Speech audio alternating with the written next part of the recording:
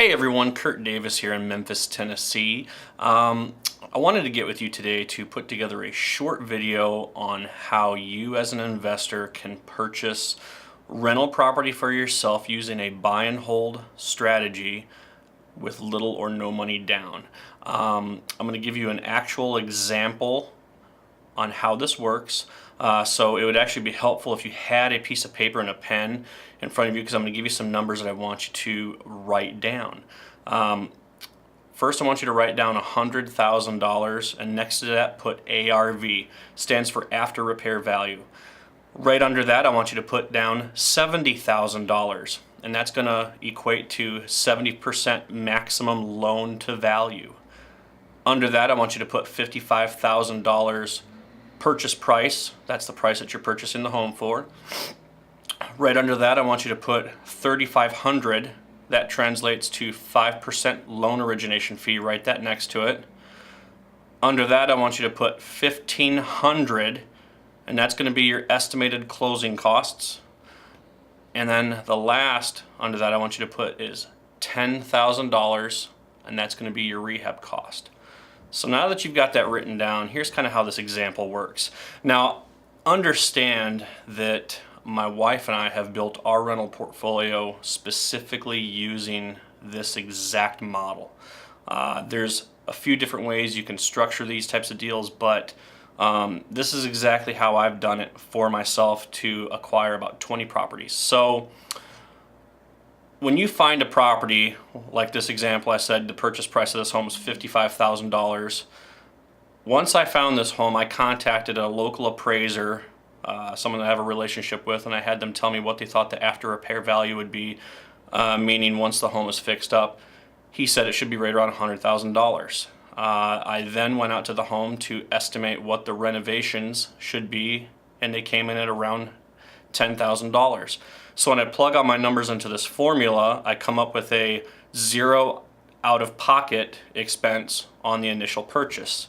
So when you look at the $100,000 after repair value, if you have 4 or less mortgages, your lender should be able to do a 75% refinance for you. So I'm only borrowing 70%. I'm leaving a cushion there for the refinance cost. Private lenders on average, or I mean more likely call them hard money lenders in these examples, they're going to charge on average 5 points loan origination fee, which that's what the $3,500 is for. Closing costs, things like that, have estimated out right around $1,500.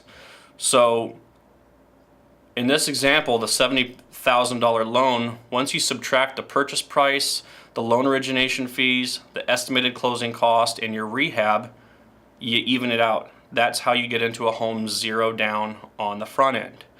But most private lenders also are going to charge monthly interest-only payments. My private lender charges 1% of the private loan a month in interest only. So in this example that you have a $70,000 private hard money loan, you have to pay $700 a month every single month until the loan's paid off. Usually hard money lenders make short-term loans, 90 days or less. I've been able to get these loans done usually within 2 months or less. So I am going to be out of pocket somewhere in the neighborhood of $1,400 for 2 months worth of interest-only payments to my private lender. I'm also going to be out of pocket about $550 because the bank who's going to do the takeout loan for me or put the financing in place to be able to pay off the private lender, they're going to charge about a $550 fee for the appraisal. So in all reality, it's not zero down, it's really about $2,000 out of pocket. But to creatively structure these and be $2,000 out of pocket as opposed to 20% down plus closing costs, you're saving yourself $15,000 to $20,000. Okay, so now that you have renovated the home, your lender goes out and appraises the home, and it should come in at $100,000. There's always a chance that the appraisal could come in a little bit less, meaning you would have to bring a little bit more to the closing table. You need to account for those expenses because it is a reality. It has happened before. It's actually happened to me before. Luckily, it wasn't a lot, but it happens. Lender's going to put a 75% loan to value in, so the home appraises for $100 for the bank, 75%.